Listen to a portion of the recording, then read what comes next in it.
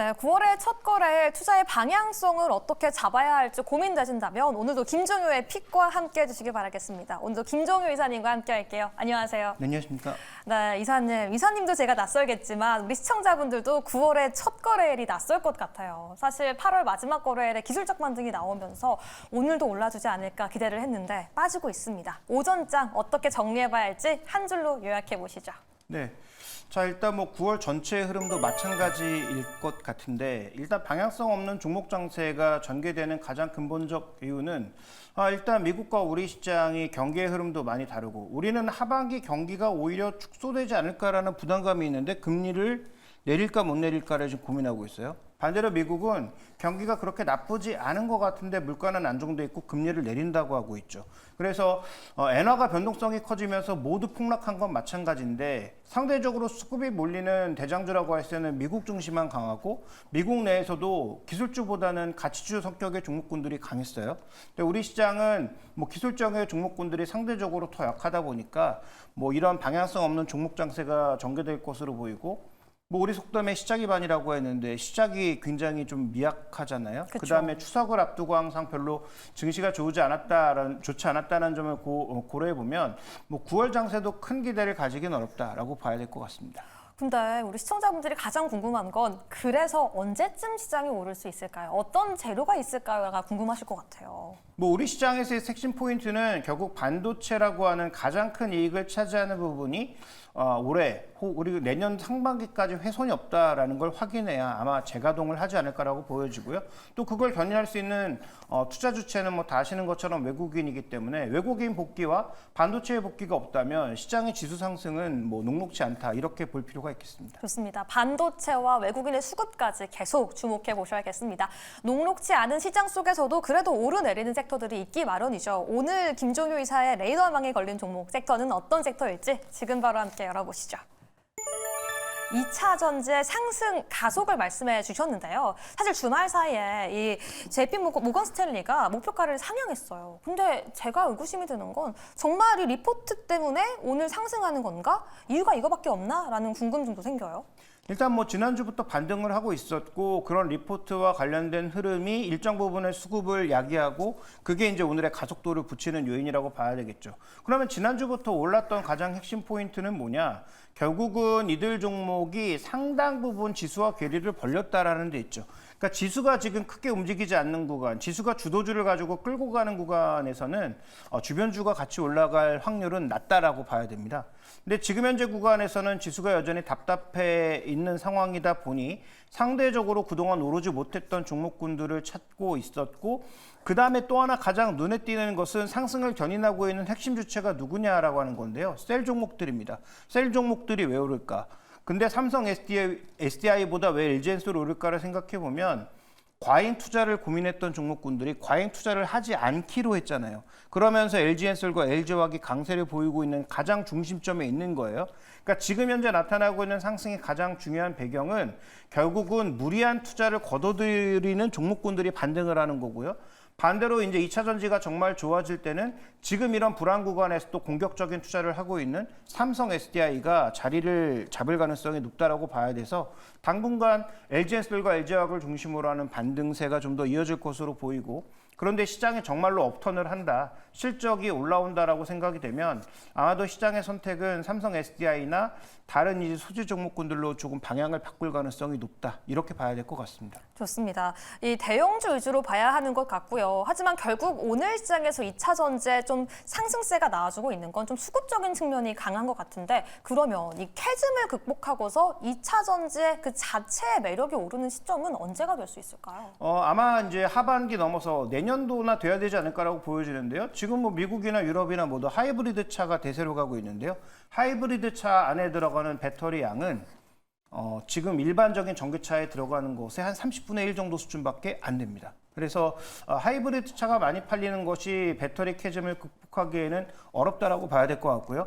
그다음에 하이브리드 안에도 어떤 배터리가 들어가는지는 뭐 전수조사를 해봐야 알겠지만 대부분 LFP로 알려져 있기 때문에 우리에게 받는 긍정적 이익도 상대적으로 제한적이라고 봐야 되겠죠. 그래서 뭐 원래 시장의 시나리오는 2분기의 바닥, 3분기 회복이었는데 지금은 아마 3분기나 4분기 사이의 바닥, 그다음에 내년부터 회복세를 보이지 않을까 정도로 기대하고 있는 것 같습니다. 좋습니다. 여기까지 오늘 상승하고 있는 2차 전지 섹터에 대한 분석까지 함께 정리해봤습니다.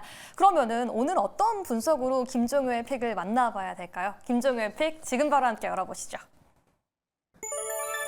다시 전성기? 화장품 섹터에 대해 가지고 와주셨는데 사실 저의 소신 발언을 하나 하자면 저는 화장품이 다시 전성기가 오기 힘들 것 같아요. 왜냐면 야구의 비유를 해보자면 100번 공을 던지면 들어가야 되잖아요. 화장품이라는 게 이미 100번 공을 던진 것 같고 뭐 대왕고래니 딥페이크니 다른 대기 선수들이 대기를 하고 있는데 다시 갈까? 이런 궁금증이 생겨요.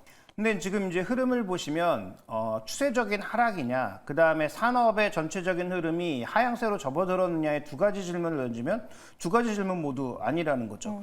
그러니까 실적 발표만 하면 다시 강하게 재반등이 나오는 이유는 아직까지 성장이 멈추지 않았다라는 것이고, 대신 시장이 또 걱정하고 있는 게 뭐냐면 상승의 방향을 걱정하는 게 아니라 상승의 속도를 걱정하고 있는 게 아닌가라는 생각을 할 수밖에 없는 그런 구간입니다. 그래서 화장품에 대해서 뭐 여러 번 말씀드리지만 역시 뭐 2차 전지나 반도체와 마찬가지로 방향에 대한 고민보다는 속도에 대한 고민이 좀 필요하지 않을까 이렇게 보고 있습니다. 네. 화장품, 방향은 상승이 맞다. 하지만 우리에게 중요한 건 주식에 있어서 속도가 더 중요하다라고 말씀해 주셨는데요. 그럼 관련해서 중요한 체크포인트 하나씩 열어보도록 하겠습니다. 첫 번째 체크포인트 하나씩 열어보시죠.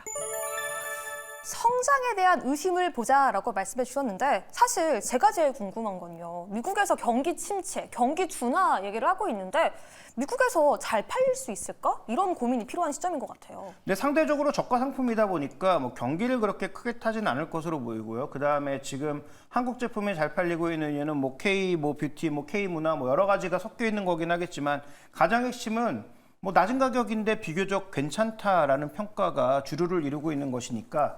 그다음에 얼마 전에 뭐 워렌 버핏 동이 또 이 울타뷰티를 산 것도 생각해 보면 미국 내에서 또 원래 화장하지 않았던 사람들이 화장하고 있다라는 게 핵심 포인트인 거고, 그래서 미국 성장이 2024년도에는 주력을 차지하고 있는 거잖아요.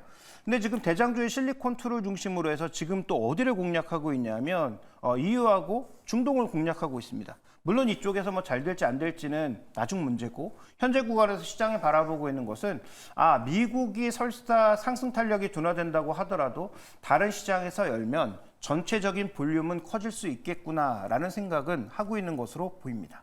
네, 전반적으로 볼륨이 좀 커질 수 있을 것이다라고 말씀해 주셨는데 수출 데이터가 발표가 되었잖아요. 수출 데이터가 발표된 것도 오늘 화장품 투심 개선에 조금 큰 영향을 준 것 같긴 한데 수출 데이터 어떻게 분석하셨을까요? 네, 전체적으로 지금 뭐 중소형주 쪽의 상승은 뭐 지속적으로 이어지고 있다. 즉, 뭐 이 그림에서 보시는 것처럼 전체적인 데이터가 계속 우상향을 하고 있다라는 거죠. 그래서 시장의 우려는 뭐 두 가지 우려가 같이 있는데 혹시라도 꺾이지 않을까 한 달이라도라는 부담과 더불어서 상승 속도가 줄어들며 모멘텀은 줄어든 것이 아닌가에 대한 부담감이 나타나고 있는데 뭐 적어도 7월달 실적까지에서는 그와 관련된 부담에 대해서는 상대적으로 큰 부담을 가지지 않는 것으로 이해해 볼 수 있습니다. 좋습니다. 화장품 그렇게 큰 부담은 없는 시점이다라고 말씀해 주셨는데요.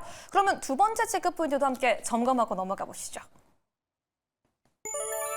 대형주보다 중소형주일까? 라고 말씀해 주셨는데 이사님, 요즘 화장품 내에서는 이런 인식이 있는 것 같아요. 대형주는 빠르거나 트렌디하지 못한 업체들. 그런데 중소형주를 매수하자니 정말 그만큼의 주가 가치를 해줄까? 라는 걱정도 드는 타이밍인 것 같은데 대형주과 중소형주 내에서 픽한다라면 뭐가 더 매력적일까요? 지금 현재 구간에선 중소형주 쪽이 상대적으로 나아 보이죠. 언급하셨던 것처럼 대형주가 쉽게 바꿀 수 없는 건 기존에 이미 브랜드가 있고 생산된 라인업들이 있는데 이게 조금 안 팔린다고 해서 다 뒤집어 엎고 잘 팔리는 쪽으로 갈 수는 없는 거죠. 그렇다면 차라리 중소업체 하나를 인수하는 게 더 빠르겠죠. 그래서 현재 구간에서 대형주들은 아무래도 중국에서 빠져나오는 시간도 필요하고 그동안 브랜딩한 제품들의 판매가 크게 늘지 않으면 실적적인 측면에서는 크게 의미를 부여할 수 없는데요. 자, 준비된 그림 보시면 지금 실리콘2를 통해서 나가고 있는 업체들의 전반적인 실적을 살펴봤을 때 뭐 조선민요가 압도적으로 지금 뭐 실적이 증가하는 그런 양상이고요. 그다음에 그 외에 뭐 코스알엑스라든지 뭐 스킨천사라든지 여러 이름을 크게 들어보지 않았던 중소형주들이 전반적으로 뒤쪽으로 넘어가면서 분기별로 계속 실적이 올라가고 있다라는 것이죠. 그래서 이게 실리콘2만 해당하는 것이 아니라 아마존을 통해 간다든지 다른 회사를 통해 가는 전반적인 유통의 흐름에서도 비슷한 결이 나타나고 있어서 결국 지금의 상승의 전반적인 축은 이런 중소형주들이 잡아나가고 있는 것이고, 그러면 이 중소형주가 브랜딩까지 해서 프로모션도 많이 하고 그다음에 광고 선전비를 많이 써서 의미 있는 계속 실적을 쌓을 수 있을 것인가는 당연히 물음표죠. 그러니까 우리가 화장품에서 결국 결론적으로 봐야 되는 핵심 포인트는 이런 중소업체들이 앞으로 돌아가면서 계속 잘 된다면 거기서 가장 큰 수혜를 누릴 수 있는 회사는 누구인가, 여기에 초점을 맞춰볼 필요가 있다, 이렇게 보고 있습니다. 네, 과연 어떤 회사에 저희가 집중해 봐야 될까요? 이 실리콘2 장표를 주셨기 때문에 실리콘2에 대한 질문도 드려보고 싶은데요. 사실 LA 물류 창고에 투자를 이어가겠다라는 소식이 지난주에 들려왔어요. 하지만 시장이 타이밍이 정말 중요한 것 같은 게 지난주에는 전혀 이슈가 안 됐다가 다시 한번 오늘 좀 반영이 되는 게 아닌가 싶은데, 이 물류 창고 투자 소식이 좀 화장품 업체에서 오늘부터 랠리를 좀 이어갈 수 있는 모멘텀이 될 수 있을까요? 그러니까 그만큼 공격적인 투자를 한다라는 것은 뭐 그들이 더 앞서서 시장 조사도 하고 여러 가지 현장 분위기를 체득하는 거 아니겠습니까?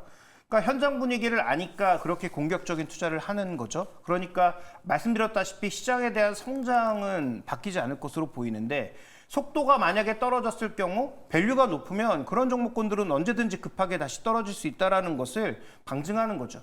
그러니까 아직도 이 실리콘2의 주가 변동성이 큰 이유는 굉장히 성장할 것으로 보이지만 뭔가 우려가 나타나면 밸류가 높기 때문에 급하게 떨어졌다가 다시 또 뭔가 좋아 보이면 급하게 올라가는 것을 반복하고 있고요. 그래서 시간이 지나 보면 별로 움직인 게 없죠. 네. 굉장히 제한된 박스권 내에서 움직이고 있는 상황인데, 하루하루의 등락을 보면 사람의 이 애간장을 타게 만드는 그런 급등락이 나타나고 있다라고 봐야 되는데, 결론적으로는 속도가 떨어지면 실리콘2의 주가는 저는 뭐 추가적인 조정이 나타날 수밖에 없다라고 보고 있어서 지금의 선택은 상반기에는 실리콘2가 대장주였지만 이제 더 이상 화장품에서 대장주 역할을 하기에는 쉽지 않을 수도 있다. 이 부분을 좀 살펴봐야 될 것 같습니다. 네, 역시나 화장품 섹터 내에서 저희가 주목해 봐야 하는 건 속도인 것 같습니다. 오히려 실리콘2가 대장주의 자리를 뺏길 수도 있다라고 말씀해 주셨는데, 그럼 어떻게 조금 더 봐야 할지 세 번째 체크 포인트도 함께 열어보면서 분석해 보도록 하시죠. 여전히 ODM이 최적의 대안인가라고 말씀해 주셨는데, 저도 지금 당장 화장품 브랜드를 만들 수 있다라고 생각하는 게, 요즘은 아이디어만 있으면 돼요. 왜냐하면 ODM으로 굴러가기 때문이겠죠.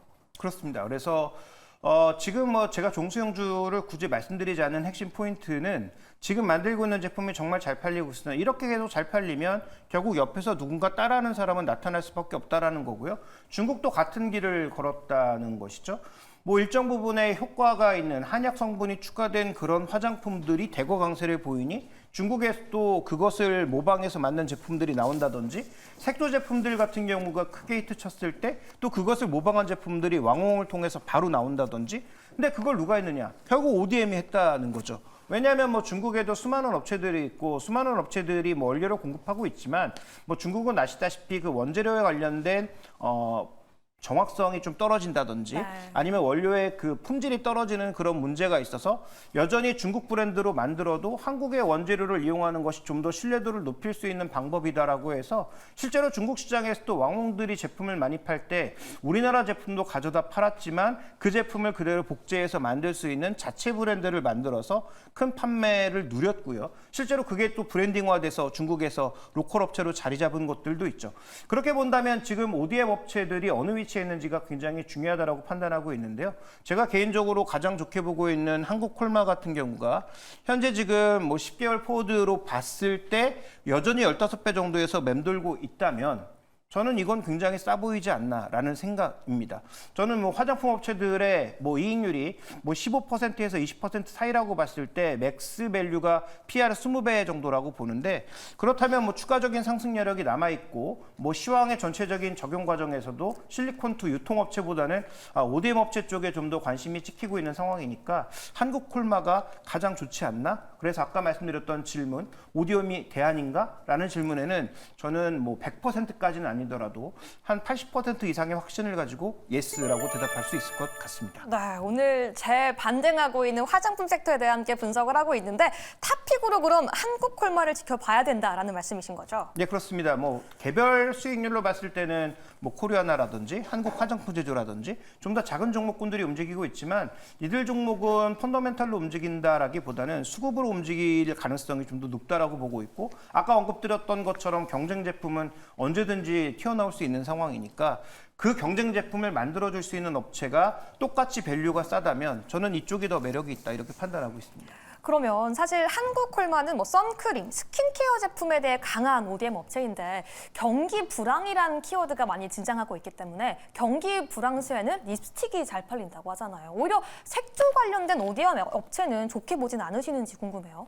뭐 색조도 좋고 다 좋은데 전반적으로 지금 핵심 포인트가 미국에서 스킨케어를 시작했다라는 게 핵심 포인트고요. 이게 만약에 정말 고가의 제품, 뭐 한 세트에 몇십만 원 하는 고가의 제품이라면 말씀해 주셨다시피 급하게 떨어질 수 있거든요. 근데 지금 미국에서 신저가를 치고 있는 업체가 어디인지 검색해 보시면 에스티로더 같은 것들이 신저가를 치고 있다는 거죠. 그러니까 효능도 떨어지는데 가격은 너무 비싼 그런 화장품은 떨어지고 가격은 낮은데 효능이 상대적으로 괜찮아 보이는 제품들은 계속 강세를 보이고 있으니까 저는 뭐 불황에는 립스틱이 유행한다라고 하지만 립스틱 종류도 수백 가지잖아요. 그쵸. 그래서 그 무엇을 만드느냐를 중요하게 보기보다는 스킨케어라고 하는 큰 틀 내에서 관련된 제품을 생산하고 있는 쪽에 좀 더 방점을 찍으시는 것이 좋지 않을까 이렇게 보고 있습니다. 좋습니다. 이렇게 오늘 화장품 섹터 분석해 봤고요. 한국 콜마까지 투자 전략 세워봤습니다. 여러분들께 오늘도 도움이 되었기를 바라면서 김종규 이사님 보내드리겠습니다. 감사합니다.